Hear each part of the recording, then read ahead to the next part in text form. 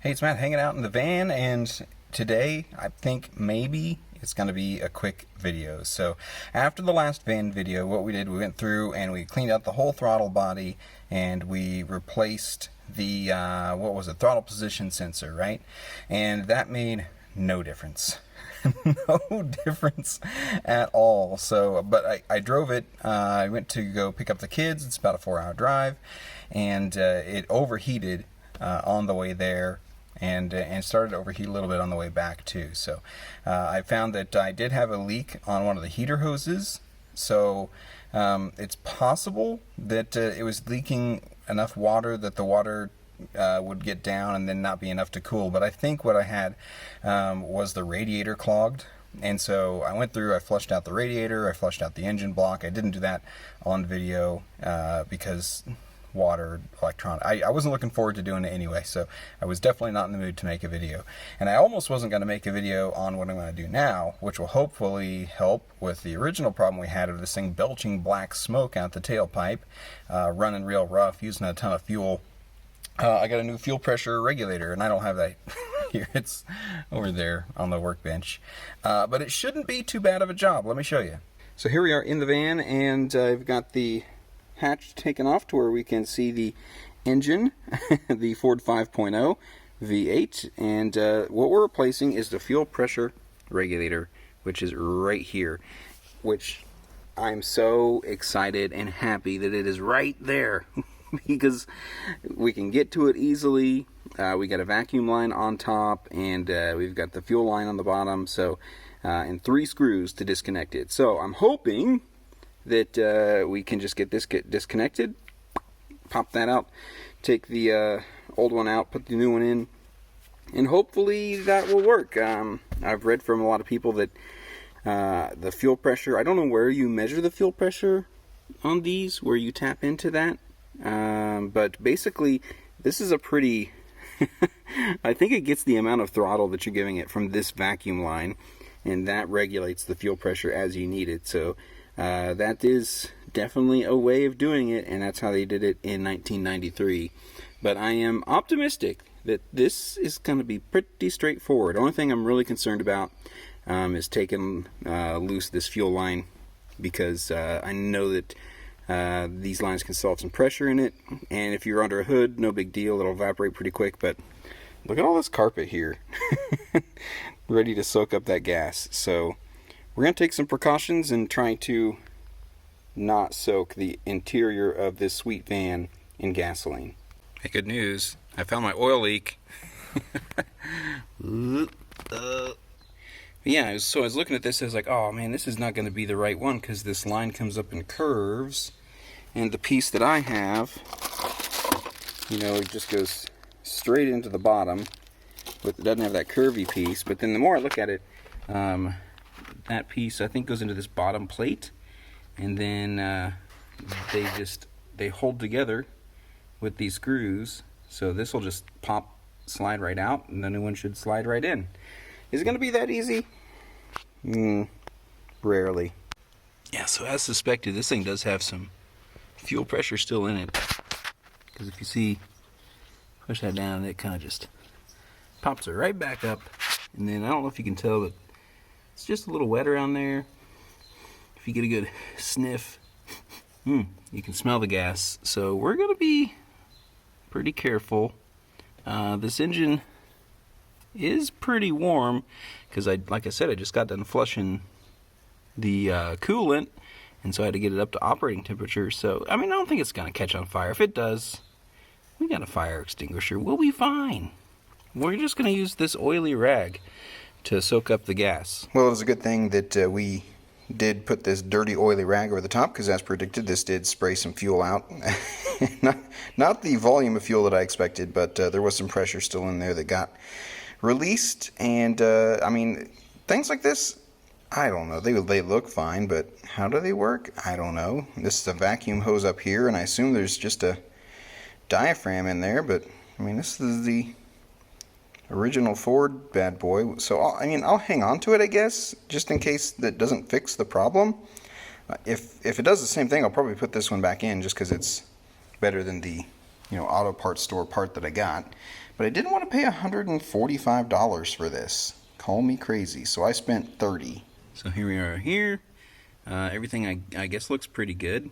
You got this bad boy there and there. I don't see any like pitting or corrosion or anything, at least not in the parts where the fuel runs through. I do want to thank Ford for putting hex screws on the bottom of this plate to make them super duper easy to fall into who knows where while you're working on it, but luckily we retained all three, so we'll get some fresh thread lock put on those and get back at it. Okay, so this new piece went in, and we went in, man, as easy as I hoped. It never ever goes like that.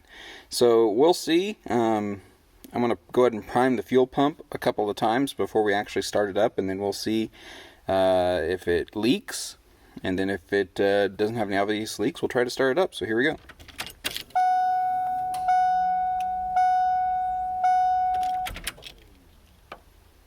Okay, let's do it again. Okay, yeah, it's starting to build pressure now because I heard the pump kind of, so it's starting to work now. Here we go. Alright, so we're pretty sure we built some pressure up. Let's check here. I'm not feeling any leaks. Let's try to give her a start.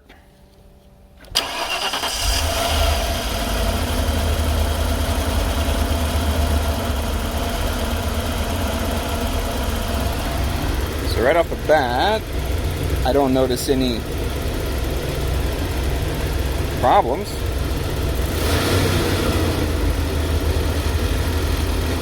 It's a fairly low idle. I don't know if it's ever idled that low before. Let's go see if we're puking out some black smoke.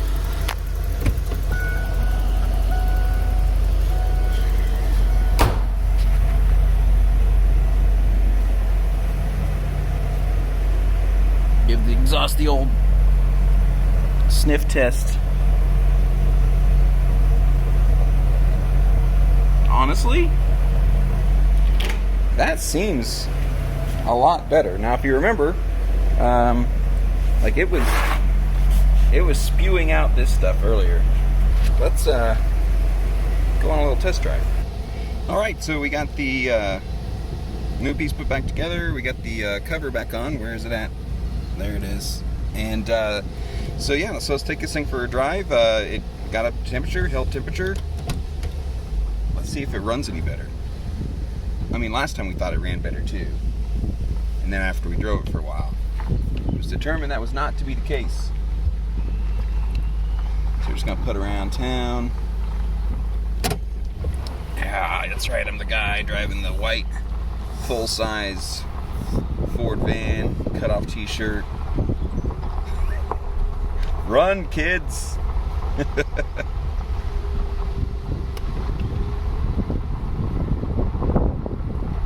So far, I mean, no chugging or anything like that. No check engine light. I'll be surprised if we got rid of every single code that's in there. I also have an oxygen sensor to throw on this thing, but let's drive it for a little bit first and see how it goes. There's a neighbor. He's taking a long stare. Yeah, I don't know. We'll see. This thing is still, it drives really comfortably, and I like it. So I'll take it on a little spin. I'm debating whether I go on my 4-hour trip again to go get the kiddos. That seems like a risk big, win big scenario. Let's start with just a trip to town. Huh? Let's do that. All right. So, well, we made it to town. The great news is it did not get even over halfway on the temperature gauge. As soon as it hit about half, it just back down to the other side. So that's good. That's great. Still getting the check engine light, but it kind of comes and goes. It's really intermittent, and it seems kind of throttle related. Like if you change the throttle, but then you stay there for a minute, the light goes off. So maybe the computer's relearning the new throttle position sensor. We're gonna say that it's that, and that it's fine. And as far as the belching black smoke thing, I mean, it doesn't look like it. but we'll give it the old sniff test again. And but yeah, I got to pick up some antifreeze because I filled this thing up just with pure water. I didn't know how many times I was going to be dumping and changing out all that stuff. So I need to put some actual antifreeze in it.